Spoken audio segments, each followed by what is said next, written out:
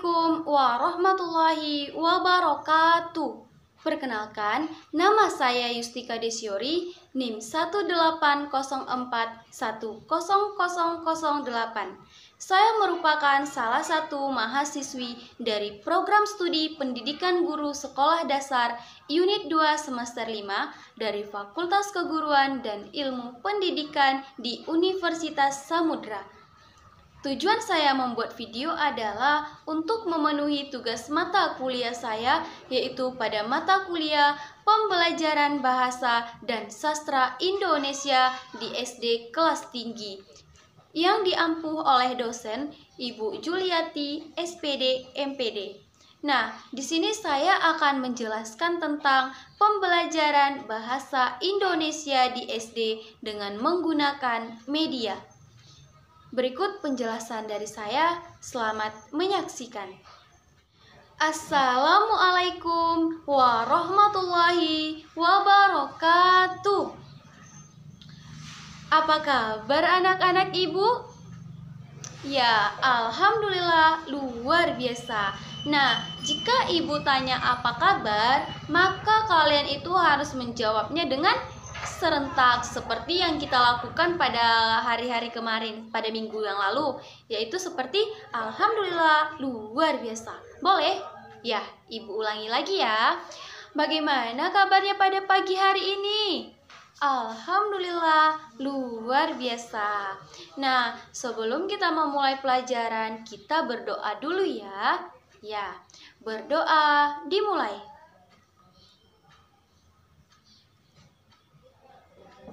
Berdoa selesai. Nah, ibu mau absen untuk melihat siapa-siapa saja yang tidak hadir pada pagi hari ini.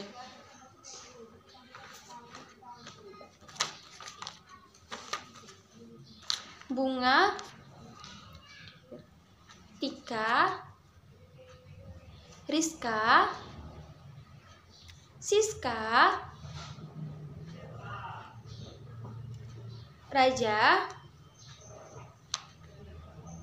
Yusril, Cipa, Yusra. Nah, semuanya hadir ya? Iya, anak-anak ibu semuanya hadir, berarti semuanya semangat untuk belajar pada pagi hari ini. Nah, siapa yang tadi pagi sebelum ke sekolah mandi? Iya, kita itu harus mandi pagi agar kita semangat dalam melakukan pembelajaran kita pada pagi hari ini. Nah, kita juga harus senantiasa menjaga kesehatan kita dengan cara mengonsumsi makanan-makanan yang bergizi seperti sayur-sayuran, buah-buahan. Ya, kita juga harus menjaga kesehatan kita dengan cara berolahraga, menjaga kebersihan tubuh dan lingkungan sekitar. Nah, sebelum kita memulai pelajaran, ibu mau tanya, siapa di sini yang punya cita-cita? Tunjuk tangan. Ya, apa cita-cita kamu, Rizka? Ya, ingin menjadi seorang guru. Nah, jika ingin menjadi seorang guru, maka kita itu harus rajin belajar, harus rajin sekolah agar kita memiliki bekal untuk melanjut ke jenjang berikutnya agar kita dapat mencapai cita-cita kita. Nah, untuk mencapai cita-cita itu juga kita harus bersemangat dalam belajar agar apa yang disampaikan oleh guru kita dapat kita terima dengan baik. Nah, kita harus membangkitkan semangat kalian terlebih dahulu dengan cara, jika ibu katakan, kalau kau senang hati tepuk tangan, maka kalian semua harus bertepuk tangan ya, agar kalian bersemangat mengikuti pembelajaran pada pagi hari ini. Apa yang ibu sampaikan kalian itu harus tahu nantinya ya. Semuanya berdiri. Bu mulai ya. Kalau kau senang hati tepuk tangan. Kalau kau senang hati tepuk tangan. Kalau kau senang hati mari bertepuk tangan. Kalau kau senang hati tepuk tangan. Iya, luar biasa. Anak-anak ibu memang luar biasa semangat. Nah, ibu yakin kalian akan dapat menerima pembelajaran yang ibu sampaikan. Nah, kalian itu tadi ke sekolah itu dalam keadaan semangat kan? Iya, harus, karena di sekolah itu kita bertemu dengan teman-teman, kita dapat belajar bersama, bermain bersama. Iya, yang tadi pagi ke sekolah salim orang tua, semuanya pasti kan? Iya, agar kalian itu dapat didoakan, mendapatkan ilmu yang bermanfaat. Nah, sekarang kita masuk pada pembelajaran kita pada pagi hari ini, yaitu pembelajaran bahasa Indonesia dengan menggunakan media. Nah, ibu hanya menjelaskan apa itu pengertian media. Minggu depan ibu akan membawakan contoh-contoh media apa saja yang dapat kita gunakan pada pembelajaran bahasa Indonesia. Oke? Nah, menurut Sutomo, pengertian media adalah suatu alat yang dipakai sebagai saluran untuk menyampaikan pesan atau informasi dari sumber atau penerimaan pesan. Sedangkan media pembelajaran adalah secara umum yaitu alat yang digunakan dalam proses kegiatan belajar mengajar. Gunanya adalah untuk mempermudah kalian dalam memahami mata pelajaran. Nah, sedangkan menurut Sudiman dalam modul konsep dari bahasa Indonesia, media pembelajaran adalah segala sesuatu yang dapat digunakan untuk menyalurkan pesan dari pengirim dan penerima sehingga dapat merangsang pikiran, perasaan, perhatian, dan minat serta perhatian siswa agar proses belajar terjadi. Banyak sekali media pembelajaran yang dapat kita gunakan pada saat menyampaikan materi yang akan kita ajarkan. Contohnya seperti video, buku, alat peraga, dan sebagainya. Nah, tujuannya adalah untuk menunjang salah satu dari kegiatan pembelajaran yang dapat membuat peserta didik merasa senang ketika berada di dalam kelas. Dan pendidikan harus memiliki inovasi-inovasi baru agar dapat mengembangkan media pembelajaran yang ia terapkan agar lebih menarik. Karena semakin menarik media pembelajaran yang akan digunakan, maka kalian akan mudah memahami apa yang ibu sampaikan melalui media tersebut. Apa sih manfaat media pembelajaran itu? Iya, yang pertama adalah menyampaikan materi pelajaran dengan diseragamkan. Yang kedua adalah proses pembelajaran menjadi lebih jelas dan menarik. Yang ketiga adalah proses pembelajaran menjadi lebih interaktif. Yang keempat adalah efisien dalam waktu dan tenaga. Yang kelima, meningkatkan kualitas hasil belajar siswa. Yang keenam, media memungkinkan proses belajar dapat dilakukan di mana saja dan kapan saja. Nah, yang terakhir itu adalah menjadi hiburan belajar. Nah, jika kita belajar itu kita harus memerlukan hiburan juga kan, agar tidak menegangkan dan kita itu belajar dengan rileks. Nah, ibu akan menjelaskan apa-apa saja kelebihan dan kelemahan media gambar dalam kegiatan pembelajaran. Menurut Purwanto dan Alim, kelebihan media pembelajaran itu adalah sifatnya itu adalah nyata. Gambarnya itu lebih realitas, menunjukkan pokok masalah dibandingkan dengan media verbal semata. Yang kedua adalah gambar dapat mengatasi verbal semata. Yang ketiga adalah media gambar dapat mengatasi keterbatasan pengamatan. Yang keempat dapat memperjelas suatu masalah dalam bidang apa saja. Yang kelima adalah murah harganya dan mudah didapat dan digunakan. Media pembelajaran itu dapat kita gunakan dari media pembelajaran itu dapat kita buat dari seperti barang-barang bekas, seperti dedaunan. Nah, apa yang mudah kita dapat itu kita bisa menjadikannya menjadi sebuah media pembelajaran. Nah, selain dari kelebihan, tentunya ada dong kelemahannya. Nah, kelemahan media pembelajaran ini adalah menurut Purwanto, yaitu gambarnya itu menekankan persepsi indera mata. Yang kedua adalah gambar berada yang terlalu kompleks, efektif, kurang untuk kegiatan pembelajaran. Yang ketiga adalah ukurannya sangat terbatas untuk kelompok besar. Nah, selain dari kelebihan dan kelemahan, Ibu juga akan menjelaskan kriteria pemilihan media pembelajaran. Apabila seorang guru akan menggunakan media sebagai sarana belajar mengajar, maka perlu diperhatikan beberapa kriteria dalam memilih media yang akan digunakan.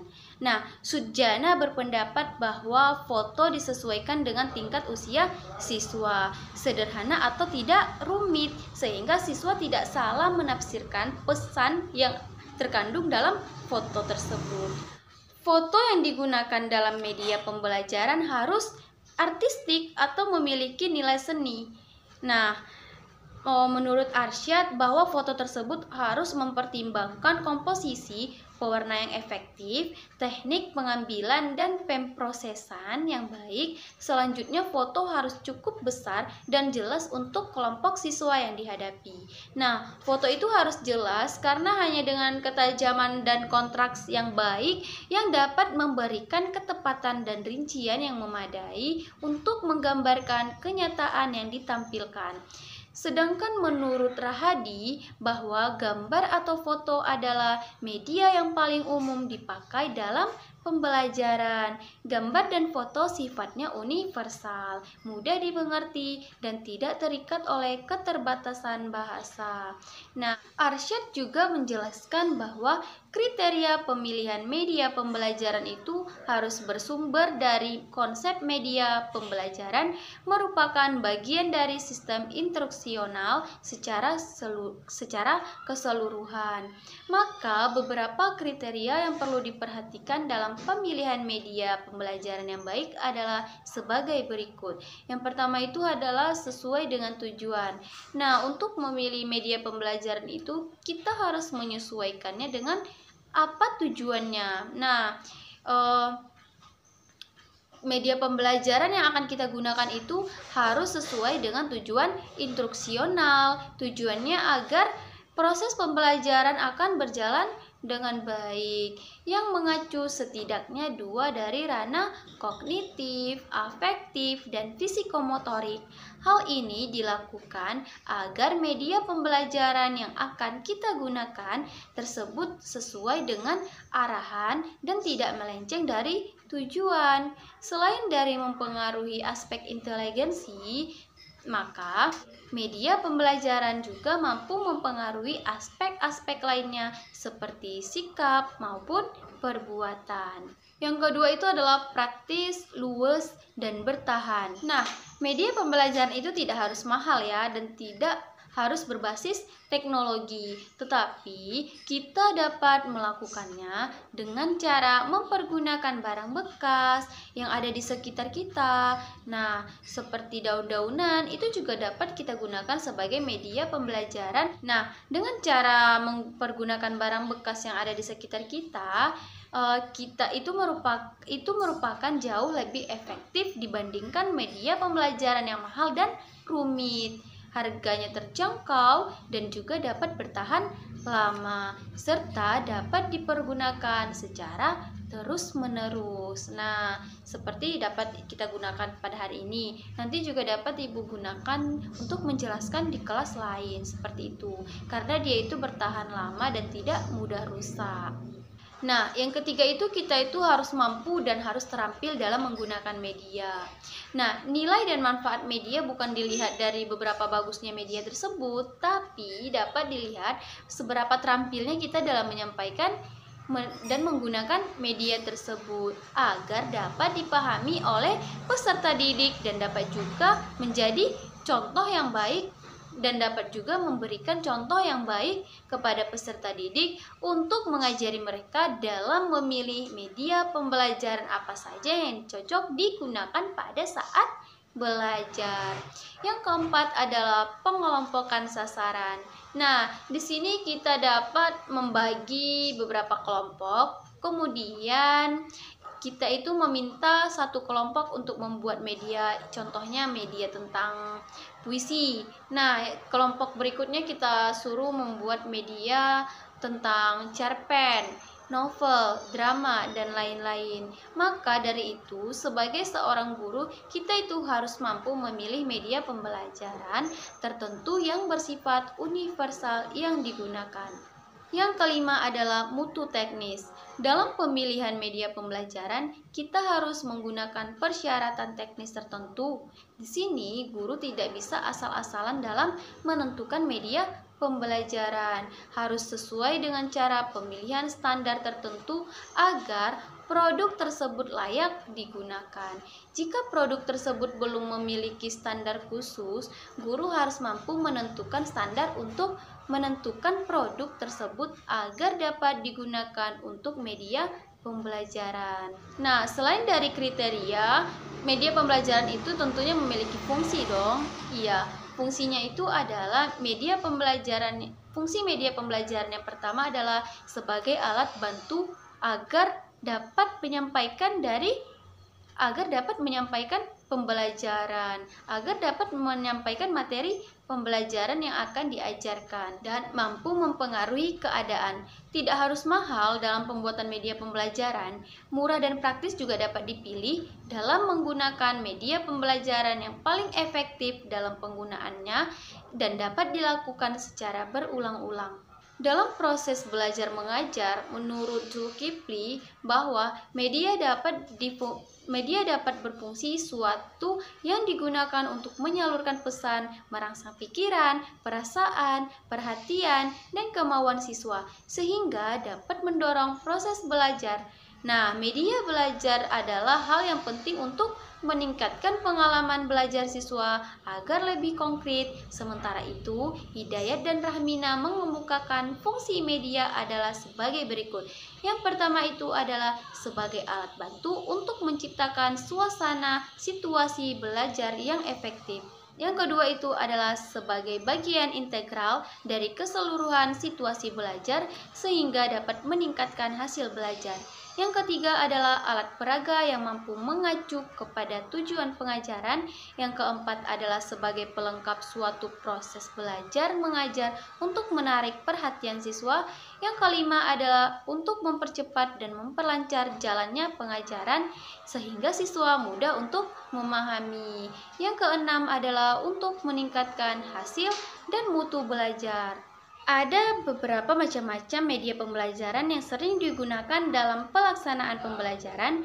Menurut Hastuti, media pembelajaran dapat dibedakan menjadi dua macam, yaitu media visual dan diproyeksikan, dan media visual yang diproyeksikan. Yang termasuk dalam media visual yang tidak diproyeksikan seperti gambar diam, misalnya lukisan, foto, gambar dari majalah.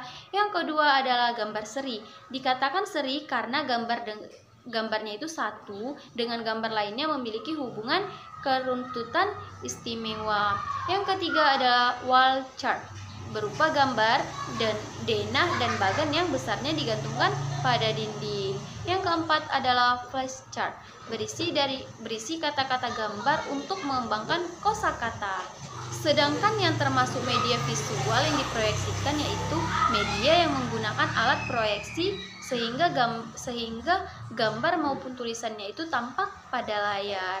Nah, selain dari macam-macam media gambar, Ibu juga akan menjelaskan tentang prinsip-prinsip penggunaan media. Nah, secara umum prinsip-prinsip penggunaan media gambar itu adalah yang pertama itu harus sederhana.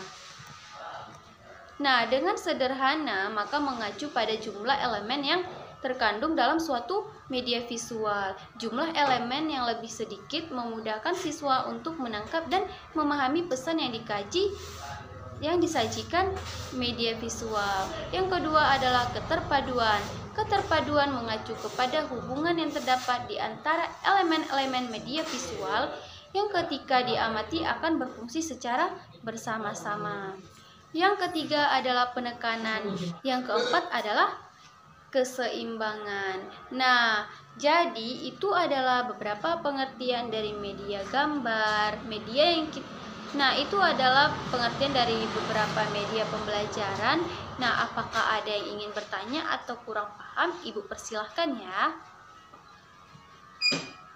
Baiklah anak-anak ibu, jika tidak ada yang ingin bertanya, maka kita tutup pembelajaran kita pada pagi hari ini dengan membacakan doa. Nah, kita tutup ya. Berdoa dimulai. Berdoa selesai. Baiklah anak-anak ibu, sampai di sini pertemuan kita pada pagi hari ini. Assalamualaikum warahmatullahi wabarakatuh. Sekian penjelasan dari saya tentang materi menggunakan media. Kurang dan lebihnya saya mohon maaf. Assalamualaikum warahmatullahi wabarakatuh.